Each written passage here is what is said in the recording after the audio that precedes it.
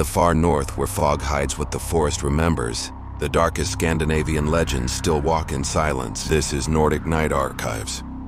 In the remote marshlands of Scandinavia, where the fog never fully rises, there exists one of the region's oldest and most unsettling legends.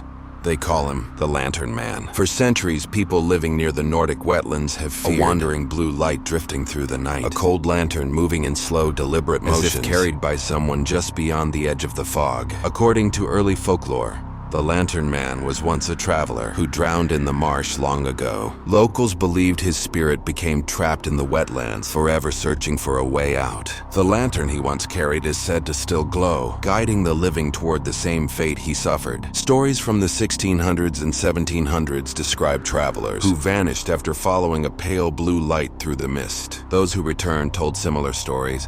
The lantern always stayed just out of reach, as if leading them deeper and deeper into the swamp. A Norwegian hunter wrote in the 1800s that the lantern moved like a heartbeat in the fog, flickering rhythmically as if responding to his footsteps. He felt watched the entire time, as though a figure stood behind him, silent and dripping with water. Not all were lucky enough to escape. Search parties often found footprints leading into the marsh, but never out again. In recent years, the legend has returned. Hikers across Sweden, Norway, and Finland have reported seeing the same blue lantern hovering in the distance. Some said it moved with purpose, almost as if someone was holding it. Others described hearing slow, heavy steps in shallow water behind them, even when no one else was nearby.